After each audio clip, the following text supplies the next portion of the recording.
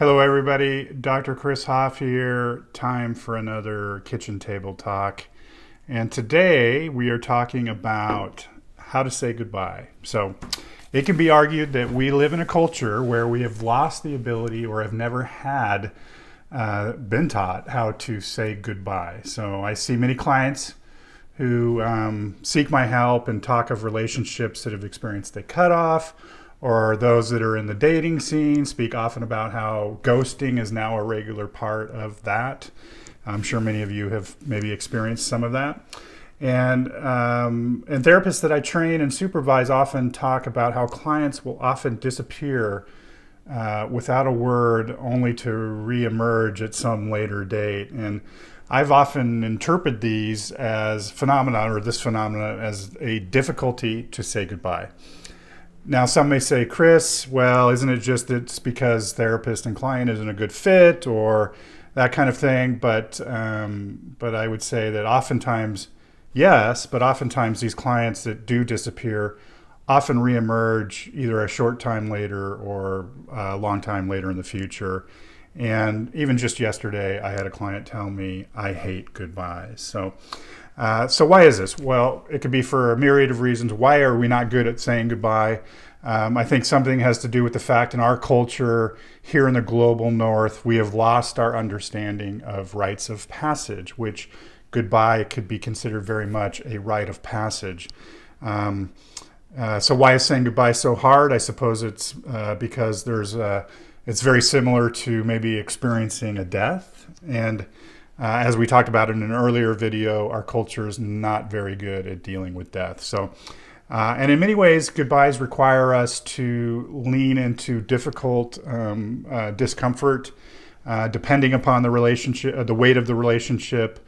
And I don't know about you, but discomfort is something I spent a lot of my life trying to avoid. So often to disastrous effects. And it can be argued that in our efforts, or even examine your own life in your efforts to avoid discomfort, did that create more discomfort in your life? So not saying goodbye, I would argue, can have some detrimental effects, and not saying goodbye can leave people with the experience of unfinished business and thoughts of consistent thoughts of pain and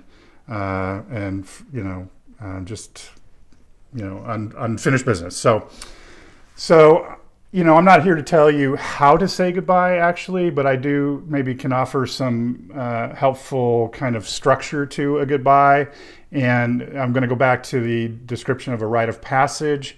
I've kind of read Michael White, where he broke up rites of passage in this way, that they consist of a separation phase, a liminal space, and then a reincorporation phase. And so think about goodbyes in that way, and that there is going to be a separation phase, and that might put you into some space that gets described as liminal space, where change can happen, or new ways of relating can happen, new life stuff can happen, and then in a reincorporation phase, that maybe some of these experiences that you had in relationships that you've had to say goodbye to get reincorporated into your life moving forward. And ultimately, the suggestion or the encouragement I would have is, if you have some pending goodbye out there, just try to say what you think is important to say. So, and I also wanted to share about how you can also maybe say goodbyes after the fact. This is a letter that I've held on to that I received, the date is on here. Yeah, 2015, I got this 5 years ago from a client that I only saw a few times. I think 3 times is what 2 or 3 times. In 2011 is what she wrote. And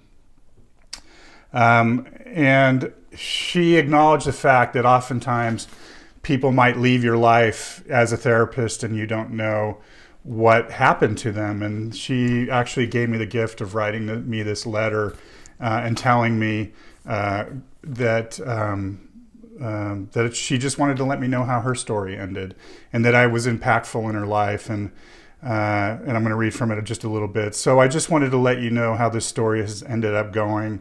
I just wanted to let you know that although we only met a few times, you have had a great effect in this person's life. You planted seeds that have helped me make it through.